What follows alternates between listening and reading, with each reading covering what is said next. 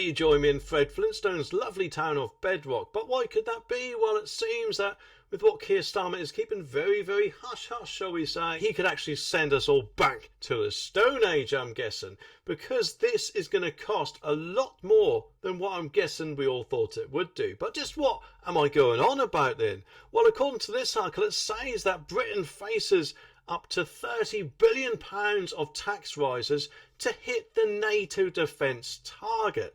And obviously, yes, Keir Starmer came out with these big pledges from what I remember, saying he'd take us up to 3.5% of GDP to make sure we are all safe. But on the same hand, he is kind of doing all it seems he can, in my opinion, to actually enter us into World War III, because, in my opinion, he should be helping Donald Trump try to get Putin and Zelensky round the table to negotiate. But anyway, analytics said that the higher taxes look inevitable, as without them, Rachel Reeves, the Chancellor, would struggle to meet the promises to increase defence spending while still meeting her self-imposed fiscal rules. Well, I think wherever Rachel Reeves is about, then there will always be tax rises here, there and everywhere, some disguised, some not. But either way, I'm guessing you and me will feel the brunt force of that in our wallets, especially with this, which obviously I'm guessing Keir Starmer didn't exactly want us to know or even think about. Maybe I'm guessing he just wants us to sit around thinking, oh, everything's wonderful. Well,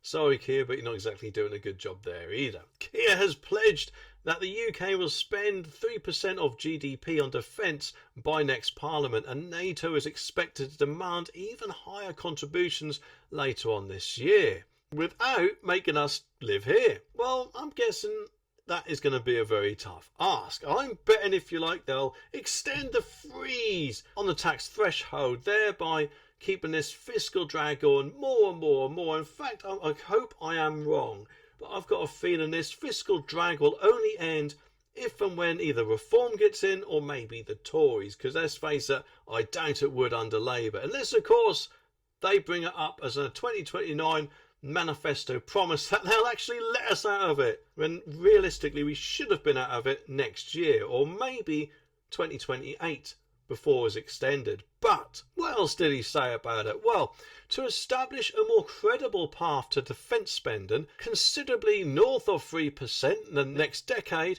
the government may decide in the autumn budget that it needs to add some spending within the 5-year OBR forecast horizon. And it is not hard to see pressures for extra fiscal tightening of, here we go, of £15 billion to £30 billion. And just look at this disastrous graph.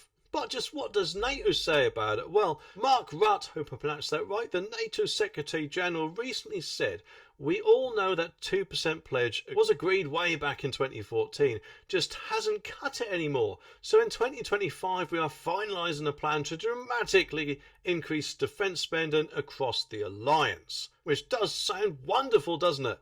But of course that will cost money at the end of the day. And remember, it even says there that Labour pledged not to increase income tax, national insurance or VAT in its election manifesto last year. However, Mr Saunders and other economists warned that the Chancellor might have to break one or more of these promises as spending commitments mounted. And yes, they do seem, if anything, Labour to be quite sneaky with their promises, don't they? Because whilst of course they didn't raise tax for us or the national insurance for us, they did raise it for the employers. But either way, at the end of the day, that will more than likely, as far as I'm aware, hit us in the pockets, because everything's bound to get dearer as a result. So thank you, Labour, very much.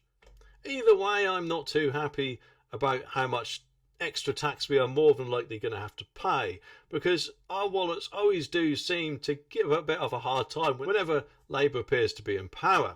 But anyway, let me know what you think down in the comments. I'll be back very, very soon for some more videos, so make sure you click that subscribe button down there so you don't miss my next one.